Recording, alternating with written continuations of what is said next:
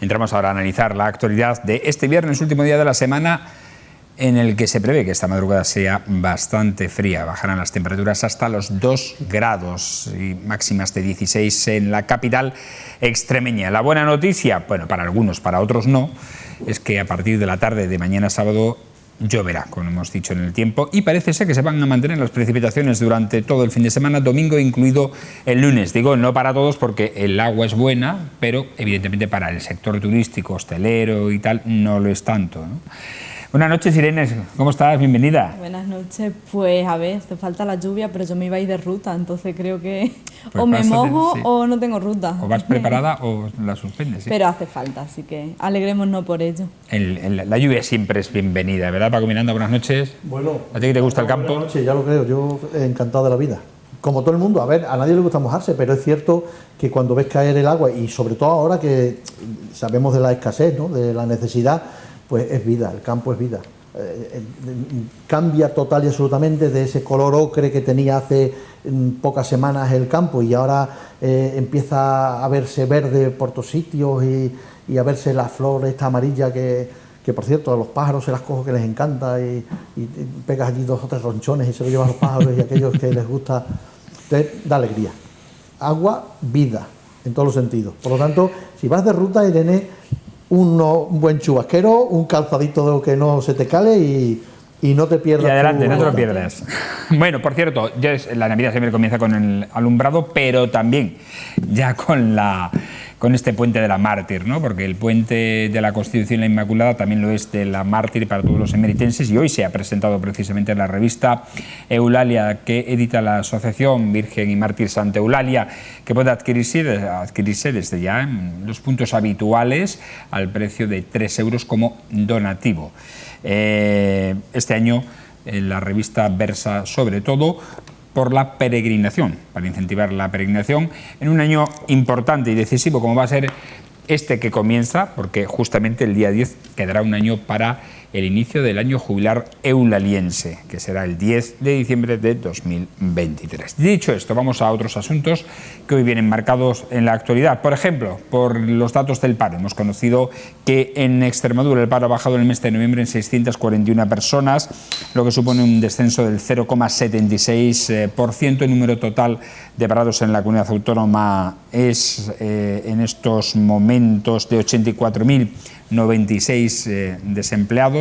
El mes de noviembre ha sido un mes de descenso de paro, pero no ha sido el mejor mes de noviembre para el desempleo. En Mérida el paro ha descendido en 37 personas, lo que supone un 0,70% menos que en octubre. En términos interanuales ha bajado en 516 personas, un 8,91%, y el número de desempleados registrados en las oficinas de los servicios públicos de empleo del polígono, en esta ocasión de la ciudad de Mérida, es de 5.278 desempleados. Lo que nos llama la atención, a mí al menos, es que de los 37 parados de esta cifra, que aunque es poco, al menos es una bajada, o representa una bajada, hay 39 mujeres menos en paro y 2 hombres más, lo que quiere decir que supongo estará influenciado sobre todo por los sectores de la hostelería y el comercio, la contratación de cara a la Navidad y el puente de diciembre, el que la mujer haya tenido mayor protagonismo en esta caída del paro en la ciudad. Irene. Creo que es una cosa que se ha visto muy poco en los últimos años, por lo que yo estaba analizando, diría que es el segundo mes que pasa en 2 o 3 años. Siempre de cara mucho a la Navidad, de cara a los puentes y a la Navidad, yo creo que es más por el tema del comercio que de la hostelería, porque si vemos como una tendencia en el comercio a que haya mucha mujer de cara a esos puestos que se ofertan más temporales, porque al final el empleo de noviembre, diciembre no deja de ser un empleo temporal, por lo que nos dicen las cifras. Igualmente creo que las campañas de Navidad son muy necesarias porque, bueno, nos guste o no, es la época más consumista del año y creo que a muchos negocios es lo que les salva de caer, pero creo que nos falta siempre como ese plan general que nos lleva hacia un empleo estable, porque rompemos la estacionalidad, tenemos la estacionalidad por el turismo, la estacionalidad por la Navidad, y nos falta un poquillo ese emprendimiento, esas ayudas, esa estabilidad, que es lo que nos puede nos puede faltar de cara a que estos datos sean más definitivos. Paco. Bueno, yo creo que hay pocas dudas al respecto de que la incidencia de la fecha en la que nos encontramos pues determina que haya un poquito más de empleo, lógicamente un empleo absolutamente estacional y circunstancial por la fecha. Y bueno, esto lo digo así un poco, no en broma, porque a mí no me parece ninguna broma, pero espero que a nadie se le ocurra tachar de sexista el hecho de que haya más mujeres trabajando en el comercio, porque como ahora hay que cogérselo todo con papel de fumar y tenemos últimamente ciertas noticias que, vamos, es para llorar, porque creo que hemos entrado en una psicosis ya, pero bueno, corremos tupido velo al respecto y sí es cierto y comparto total y absolutamente el criterio de que hace falta un empleo más estable, un empleo que realmente perdure en el tiempo, o bien por el emprendimiento o bien por una oferta de carácter empresarial. Y esto es algo que hemos analizado en otras ocasiones, pues básicamente, incluso quiero recordar que una de las tertulias en las que estuvimos hablando acerca de la gran importancia que había tenido la Declaración de Interés Turístico Regional de Mérida Lúdica, donde nos congratulábamos todos de esa oferta económica importante que es el turismo en Mérida, y yo decía que cuánta pena me daba pensar que estábamos renunciando a lo que por derecho Mérida nunca debió de perder y por su propia estrategia y situación le corresponde, que es un esfuerzo por parte de las administraciones, tanto regionales como nacional, para dotarla de los recursos y las estructuras necesarias para que se instalen aquí las empresas, para que se industrialice, para que Mérida vuelva a tener el motor que tuvo antaño, que era el que daba ese empleo estable. O sea, acordémonos de grandes empresas que desaparecieron en su momento: el Águila, la Casera, Hilatura, la Corchera, el Gran Matadero, o sea, eran tantas las empresas, Barreiro, o sea, es que había tantas empresas en Mérida donde había, entiendo que en aquella fecha el empleo debía de ser prácticamente de paro casi cero, porque solamente con el potencial industrial que había en la ciudad, pues tenía más que cubiertas las necesidades de la propia ciudad, ¿no? Y eso se ha perdido. Es verdad, por una serie de circunstancias, entiendo, pues la globalización, todo esto que nos está llevando a que interese más comprar en otros sitios, hacer las cosas en otros sitios, pero no es menos cierto que si políticamente se toman decisiones al respecto, si hay un esfuerzo por parte de las administraciones que tienen la capacidad de proveernos de esas estructuras y de esos recursos necesarios para que Mérida se convierta en el punto atractivo, además el estratégico está. Pues estamos donde estamos y en el mapa eso no nos lo va a quitar nadie, pero sí es necesario que haya pues las vías de comunicación, que haya una red adecuada, pues los polígonos dotados con las estructuras necesarias, en fin. Entonces, el análisis del empleo siempre será positivo, que haya gente que está para ahí y empiece a trabajar, pero creo que hay que poner mucho el énfasis y no desaprovechar las oportunidades para apostillar en la necesidad de que se apueste por Mérida, que lo merece, y entonces ahí creo que tendremos que intentar apretar todos en ese sentido. Su enclave es importante, de hecho ahora mismo Mérida sí se constituye como un centro, un polo logístico importante de empresas, ¿no? Pero le falta todavía esa parte industrial que efectivamente perdió pues a principios de los años 80. Irene. Hace muchos años que lo perdió y entiendo que además es una reivindicación necesaria, pero sí que creo que tenemos que hacer también el análisis de que la sociedad va evolucionando y creo que en ese sector es en el que Mérida también tiene que apostar, y creo que hay una parte de las instituciones de Extremadura, nacionales, que sí están apostando por ese emprendimiento de otro tipo, porque la sociedad ha cambiado, por tanto la industria ha cambiado y los temas de empleo también han cambiado. Digitalización. No podemos estar en contra de algo que ya existe. Bueno, sí podemos estar en contra, pero no va a dejar de existir ni las automatizaciones ni la digitalización. Entonces creo que en ese aspecto lo que podemos hacer como ciudad es un poco lo que se está haciendo de cara a muchos foros que ha habido de comercio y otro tipo de congresos que apuestan también por esa industria aquí, que es una industria al final, aunque no sea una industria física de consumo y de creación. Es una industria, esa industria tecnológica, esa industria. Hace poquito abrieron la La última vez que estuve yo aquí en La Picota, era como una nave que han abierto en el polígono que... no me sale la palabra. Un invernadero, ¿no? Bueno, que hacían mogollón de pruebas y tal, un laboratorio que han abierto. Sí. Sí, es que no me salía la palabra, me he era quedado un ahí. laboratorio de investigación tecnológica, muy importante. Y creo que de cara a eso, Mérida Del y CCETI. Mérida y Extremadura sí están haciendo avances y están incluyendo una gran parte de la formación que tienen sus jóvenes dentro de esa demanda, porque al final una parte que tiene la industria es las personas jóvenes están haciendo unas carreras, están haciendo unas FP y están haciendo una formación de cara a los trabajos que ellos o ellas consideran que quieren ahora. Y muchos de ellos, nos guste, no nos guste, nos parezca bien o no, no son la industria. Entonces creo que el hecho de que Extremadura esté dando esos pasos hacia también incluir ese tipo de trabajos aquí y que no se unifiquen todos en las grandes capitales como pueden ser Madrid, Barcelona, Valencia, que también nos traigamos aquí empresas de tecnología, empresas de informática, empresas de programación, creo que es un gran avance. En cualquier caso, yo digo, o sea, amén, me parece perfecto y creo que es necesario. Si no se puede ir en contra de los tiempos y de las tecnologías, y además la adaptación del ser humano ha sido absolutamente necesaria para que lleguemos donde hemos llegado. Y es verdad que todo eso es positivo y es bueno. Pero hay otra parte, porque al final, porcentualmente, si nos damos cuenta, todo lo que tiene que ver con las nuevas tecnologías, a una persona la capacita para tener un gran abanico de responsabilidades en una sola persona, precisamente porque las tecnologías se lo permiten. Sí, esto es como lo del trabajo, el teletrabajo. No todo el mundo puede teletrabajar, porque es verdad que hay gestiones que se hacen desde un teléfono, desde un ordenador, se es muy eficaz y una sola persona es capaz de atender mucha demanda de empleo en ese sentido.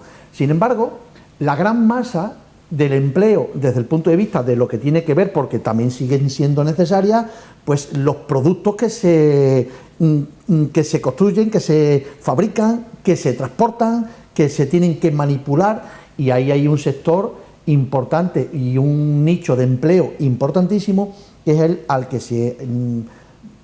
Bueno, yo no diría que se renunciara voluntariamente, porque a lo largo de los años las cosas van llegando al punto que llegan y quizás lo que no se ha tenido en cuenta es hacia dónde nos estábamos dirigiendo, me refiero desde el punto de vista de esa industrialización a la que yo estaba hablando de Mérida, para encontrarnos hoy donde estamos.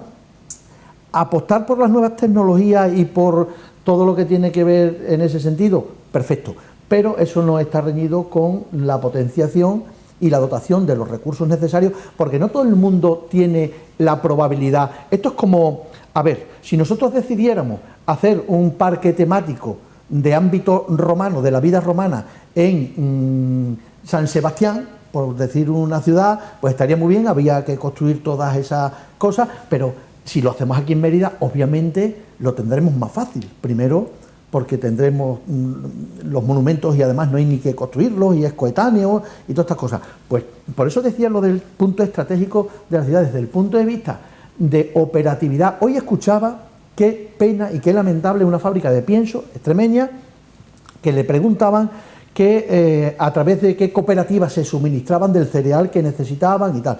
Y dijo, lamentablemente, 100% de nuestro cereal proviene del puerto. Y cuando digo proviene del puerto, es que viene, en este caso venía de Estados Unidos. O sea, en el momento en que las vías de transporte de la materia prima de la zona de Castilla-La Mancha, de donde hay mayor volumen de cereal, hay que traerlo a 150, 200 kilómetros, ya se hace más costoso que el que traen desde el puerto, a pesar de que haya cruzado el Atlántico. ¿Vale? Es así. Es así. Quiero decir, las vías de comunicación, las que están regladas, las que potencian que se puedan mover a través de un formato, en este caso, pues el formato de vía europeo, a través de los contenedores que vienen en los grandes buques, o sea, al final... De hecho, Paco, el centro logístico de San Lázaro cerró debido a que los precios que Adif le ponía para la infraestructura, los precios del alquiler de las vías para poder transportar las mercancías, era muy alto, no podía competir. Pues yo digo que teniendo en cuenta que nosotros contamos con el punto estratégico, que estamos en el sitio adecuado para mover todo lo que en el suroeste de la península y parte de Portugal pudiera circular no solamente al resto de España, sino también hacia Europa. ¿Qué necesitamos? Las vías de comunicación adecuadas para que los transportes sean viables. Y ahí podríamos, en fin, apostar fuertemente. Yo creo a ver si el tren que eso sería de una vez hace despegar esa vía de alta velocidad, que también servirá y para los empresarios las decidirán mercancías. instalarse. El problema de un empresario es que no se va a instalar aquí sabiendo que no va a ser competitivo, porque su producto no lo va a poder ubicar en Centro Europa a un precio razonable, ya no te digo dentro de la propia península, sino dirigiéndolos a unos mercados internacionales. Por lo tanto, la apuesta, por eso decía que las administraciones, tanto regionales como nacionales, deberían de ayudarnos, y Mérida es un punto estratégico en el que merecerá la pena. Me decía un trabajador de una empresa muy conocida, extremeña, hortofrutícola, que está muy cerquita de Mérida, que ellos, afortunadamente Extremadura tiene cosechas antes que en otros puntos del país. Los mercados europeos importan mucho quien llegue primero, porque se paga mejor esa fruta, sobre todo la primera de la temporada. Después va bajando el precio a medida que se va incrementando la oferta, ¿no?, de producto. Pues esa oportunidad tenía perdida porque, dicen, en Extremadura tenemos una semana siempre antes que Almería o Murcia para lanzar ese producto al mercado, y lo tenemos que mantener aquí en cámaras porque no hay la logística suficiente para sacarlo hacia el centro de Europa. En fin, vamos a otro asunto, porque ayer se presentó, lo hizo el alcalde de Mérida, Antonio Arroyo Zosuna, el nuevo Plan de Acción Social 2023-2025, se pondrá en marcha a partir del 1 de enero, con cargo a los EDUSI. Se trata de un plan de actuación para prestar atención psicológica gratuita en salud mental y sexual a personas y colectivos vulnerables, especialmente en 4 barrios de la ciudad, que son San Lázaro, San Agustín, Santa Catalina y Santa Isabel. Y se va a incidir en 2 colectivos importantes de jóvenes, personas y niños de 3 a 18 años y de 19 a 35 años. Como decimos, dentro de este plan hay un plan de escuela digital para la capacitación de estos jóvenes con herramientas tecnológicas que les permita acceder o mejorar su situación de cara al mercado laboral. Paco. Bueno, a ver, yo entiendo que todas las ayudas siempre son buenas, y en este caso, bueno, pues a los colectivos más vulnerables, pues siempre será bueno que se les faciliten recursos y medios para que puedan acceder en este caso, a la salud mental. Yo lo de la salud mental y sexual no sé, porque el título queda así, tampoco sé muy bien hasta dónde llega el alcance de las metodologías y cuáles serían los... Pero bueno, están en manos de profesionales y entiendo que hay que confiar que harían un buen trabajo. Yo lo que me pregunto en cualquier caso, porque no deja por más que sorprenderme que el ayuntamiento tenga que hacer este tipo de esfuerzos y poner en marcha este tipo de actividades que a priori no le son propias a un ayuntamiento, puesto que en este caso las competencias en materia de salud, tanto física como mental, las tienen transferidas a las comunidades autónomas, y sería la propia Junta de Extremadura la que tendría, de hecho tiene una serie de estructuras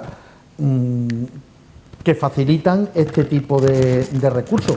Bien es cierto que probablemente son deficitarias, que seguramente es donde yo entiendo que hay que poner el esfuerzo. Quiero decir que el tejido de salud que tiene la Junta de Extremadura a través del SES, del SEPAD, pues que se dote de mayor contenido si es que fuera necesario, porque muchas veces cuando los esfuerzos se diluyen y se reparten con muy buena voluntad, pero acaban no siendo todo lo efectivo que deberían de ser si están regulados a través de un sistema como es el sistema público de salud. En este caso me refiero por las propias infraestructuras de los edificios, las propias infraestructuras de las plantillas, las propias infraestructuras de los medios y recursos de que se dispone. Entonces, creo que hay muy buena voluntad en ese sentido, desde el punto de vista de ofrecer pues una ayuda donde se ha entendido que hay más déficit, pero creo que también estaría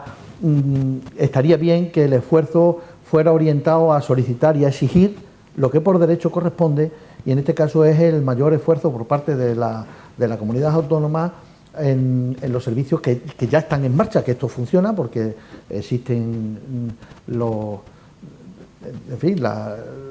servicios que se prestan a la ciudadanía en general y también, como es lógico, pues a los colectivos vulnerables y no vulnerables, ¿no? Entonces, yo creo que donde habría que apretar es en la exigencia de que haya mayor dotación presupuestaria, de recursos humanos, materiales o lo que sea necesario, precisamente para que no haya esa disolución que a mi juicio se produce cuando los esfuerzos quedan tibios en todos los sitios.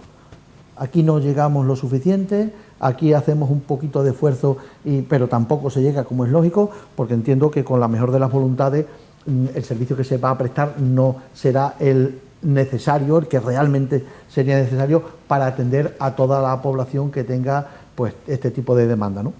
En un principio me parece que hay buena voluntad al respecto, pero creo que hay que apostar por la vía de apretar a quien tiene las competencias y la obligación de reforzar y poner en marcha los servicios con todos los mecanismos que se hacen necesarios para la demanda que esté ofreciendo o necesitando en este caso la sociedad en ese sentido. Irene, ¿qué opinas sobre este plan? Creo que es un plan que lleva mucho tiempo trabajándose, no es un plan que surja de una idea de tal, así como una idea fugaz, ¿no? Creo que es un plan que lleva mucho tiempo, que además hay unas técnicas y unos técnicos, unas técnicas en este caso del ayuntamiento trabajando en él hace mucho tiempo, que ayer fue reconocido ese trabajo por parte del alcalde. Además está muy estudiado porque creo que no hay nadie que conozca más a la población de una ciudad que su propio ayuntamiento, y en este caso creo que no hay nadie que conozca más las necesidades específicas a las que nos referimos, tanto en salud mental como en salud de agresiones sexuales y otras cosas que hemos vivido y hemos visto de manera muy directa a cualquier persona que estemos un poquito a pie de calle, que no pueden tratarse de manera general porque no se llega ni en cuanto a personal, no se llega en cuanto a conocimiento, y porque las personas que sufren esas situaciones solo confiarían en un órgano cercano para tratar, sobre todo en casos de personas con vulnerabilidad, solo van a confiar en una institución cercana para hacerlo.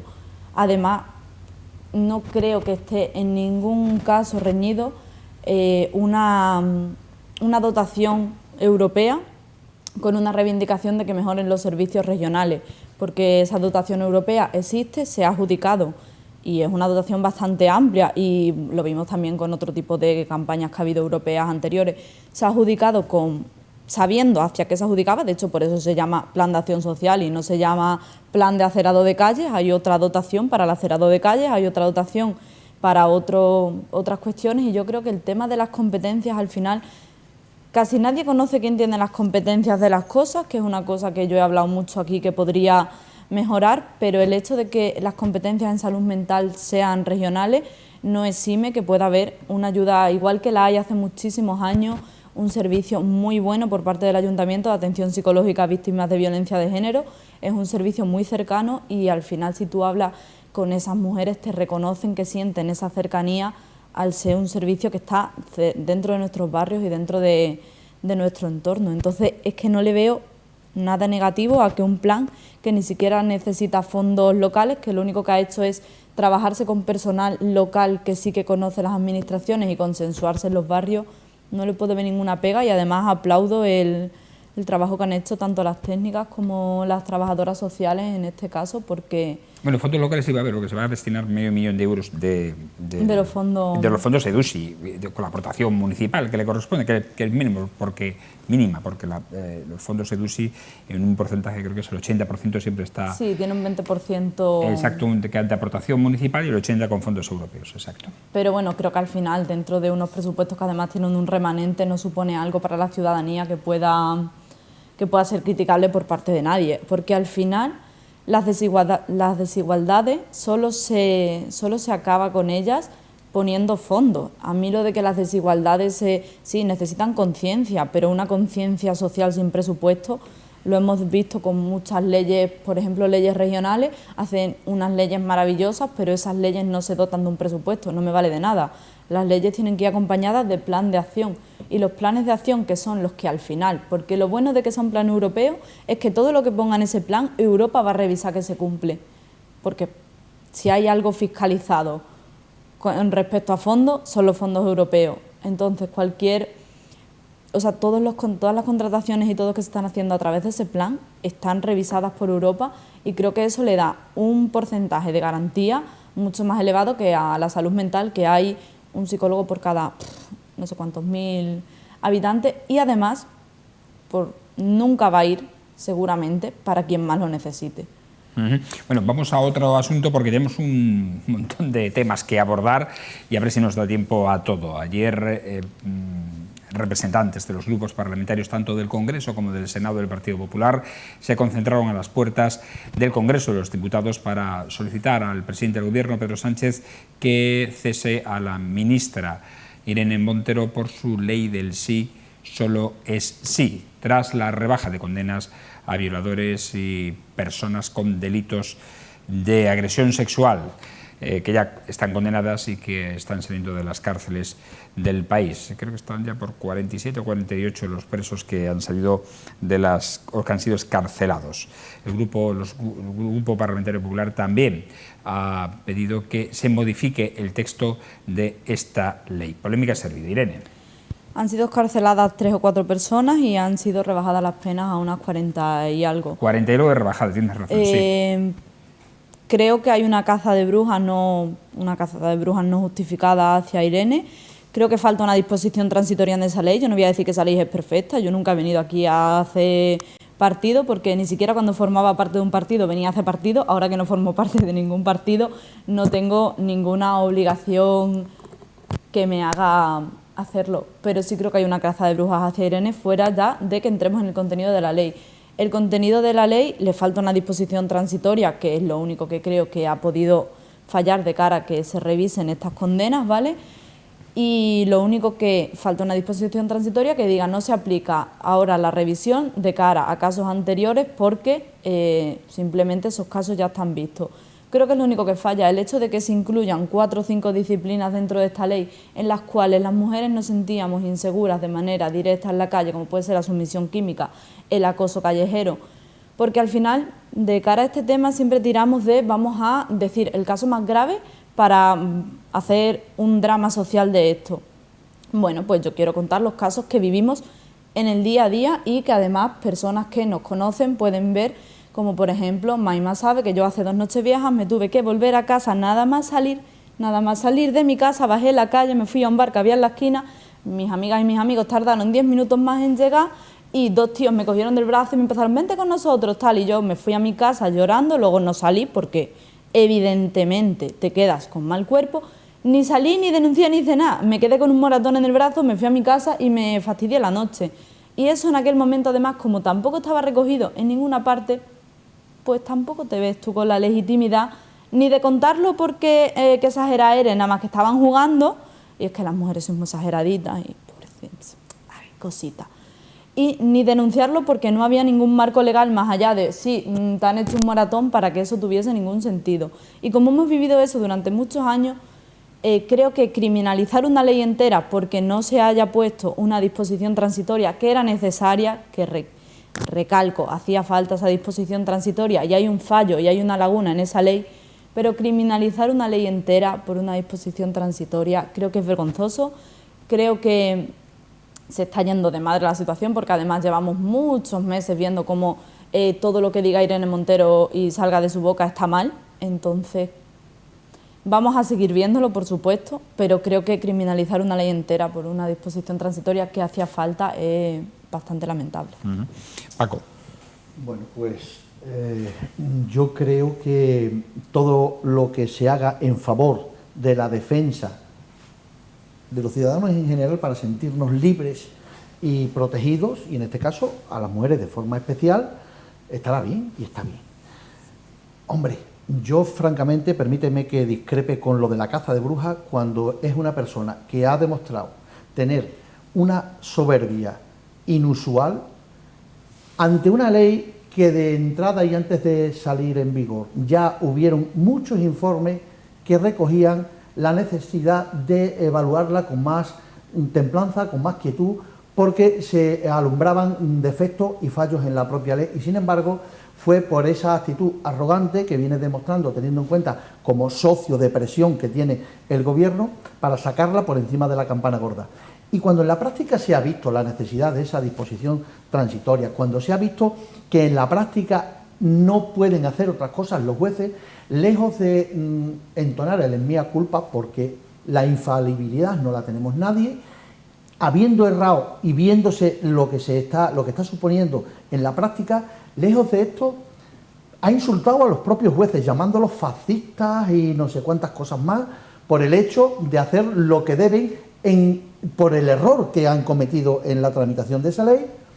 En ningún momento ha hecho ninguna reflexión ni ninguna aportación de intentar mejorarla, sino todo lo contrario, o sea, que el mundo circule en torno a mí y que esto lo manejen de otra manera para que esto siga sirviendo, y todavía de su boca no ha salido el reconocimiento de haber sacado una ley deficiente, que no pasa nada, que esto se corrige, que se vuelve a llevar otra vez donde hay que llevarlo y se hacen las correcciones oportunas, pero ya, de forma inmediata, para ayer. Y sin embargo, estamos en el punto en el que nos encontramos. Hombre, que se pueda tachar de caza de brujas a una persona que tiene esas actitudes frente a algo tan sumamente importante, y tú acabas de reconocer ahora mismo, lamentablemente, cómo hay esa vulnerabilidad en alguna ocasión por parte de acciones de hombres, o sea, en detrimento de la seguridad de las mujeres.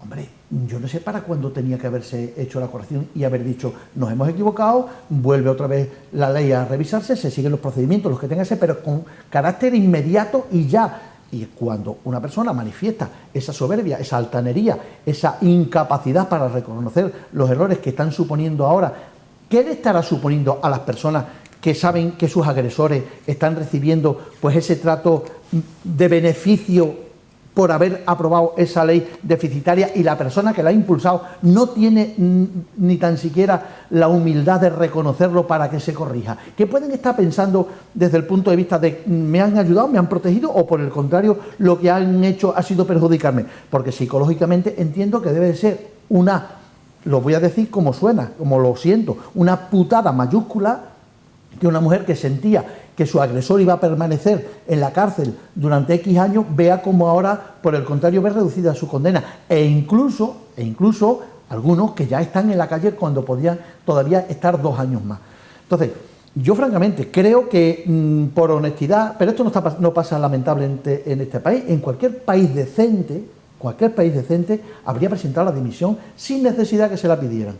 Sin que se la pidieran, y sin embargo... Muy rápido, 30 segundos para cada uno, y tenemos poco tiempo. Vale, si de verdad consideramos que el hecho de que unos jueces hayan sacado de la cárcel a personas es culpa de una ministra y no de los jueces que lo han hecho, a lo mejor el problema lo tenemos como sociedad. Quiero decir, son los jueces los que han firmado que esas personas salgan de la cárcel en base a esa ley, pero al final son los jueces quienes los han firmado, y a lo mejor lo que sí hace falta es lo que dice la ley de cara, o sea, hay que modificar esa disposición transitoria, vuelvo a decir que sí, no justifico la ley, pero a lo mejor es que son también los jueces los que tienen que ver cómo aplicar la ley de cara a que la víctima no sufra, y no de cara a, es que la ley dice, no, es que a lo mejor lo que tenemos que empezar a poner el foco es en las víctimas, porque los únicos y las únicas personas culpables de las violaciones son los violadores. La única persona responsable y culpable de ejercer una violación es el violador que la comete. Faltaría. Es que vamos, eso es Creo que es indudable. Del perogrullo más absoluto. Pero por favor, que vamos a criminalizar a los jueces que hacen cumplir la ley. No, por ahí sí que no pasa. Al juez que revisa la condena, la ley se ha cárcel, hecho con unas connotaciones que a los jueces le abrochan las manos, y en el cumplimiento de la legalidad no les queda más remedio que, a petición de las defensas de esas personas, ponerla en práctica. O sea, no. El Poder Legislativo tiene su responsabilidad, porque en el proceso de maduración, desde que se concibe una ley hasta que se materializa y se aprueba, es potestativo del Poder Legislativo, quienes la escriben, quienes la desarrollan, quienes informan e investigan para que las cosas se hagan con arreglo a los principios democráticos, a los principios establecidos en la Carta Magna. Lo que no se puede ahora decirle, oiga, a usted le he dado una herramienta y ahora utilícela usted de otra manera porque la herramienta que le he dado, como es mala, ahora haga usted. Mire, es que al final puede pasar que a un juez que haga dejación de esa función que ahora le exige la ley, lo acaben condenando por prevaricación. Claro, porque si tú no ejerces y no haces lo que la ley dice, hay otro delito que está tipificado en el Código Penal que se llama prevaricación y incurriría en este delito el juez que no hace lo que debe. No, aquí no vayamos a tirar balones fuera y ahora resulta que el rebote por el rebote. Que no, que quien ha creado la ley lo ha hecho mal, los jueces la están aplicando y a raíz de aplicarla se ha visto que es un error y lo que hay que tener es la gallardía, la honestidad de corregirlo, punto, si no se pide más. Y cuando una persona no es capaz de hacerlo eso y criminaliza a quien le ha abrochado las manos, lo que debe hacer es dimitir. Esa persona no sirve, no vale, no es una persona adecuada para estar precisamente legislando para que haya leyes tan trascendentes, tan importantes y que tienen una connotación tan sumamente sensible en la sociedad. Hombre, yo digo, lo tenemos que dejar no aquí. tenían que haberle pedido que se fuera, es que se tenía Lo que tenemos que dejar aquí, ha sido interesante, lástima no tener más tiempo, pero nos tenemos que ir. Agradecer como siempre a nuestros picoteros hoy aquí, como siempre su opinión y sus aportaciones a los temas que hemos puesto sobre la mesa. Gracias Paco por estar aquí, un buen fin de semana. Gracias a vosotros y siempre es un placer como siempre. Irene, que disfrutes mucho, lo mismo, gracias por estar aquí y disfrutes de este puente. ¿Vale? Y a Irene, que mi acaloramiento es simplemente porque en el fragor de como uno ve que son las cosas, pues a lo mejor yo soy un poquito apasionado, pero con todo el cariño. Estoy acostumbrada a que los hombres suban la voz en los debates. Bueno, nos vamos, señores, no hay tiempo para más. Agradecer, como siempre, a ustedes su atención. Estamos en las redes sociales de esta casa, en Facebook, Twitter, YouTube, Instagram y Twitch, y también en nuestra página web en televisionextremeña.com, donde pueden mantenerse informados. Regresamos el lunes, este lunes en torno a las 10:25 de la noche, para informar y también para analizar los temas de actualidad. Feliz fin de semana, buenas noches y sean felices.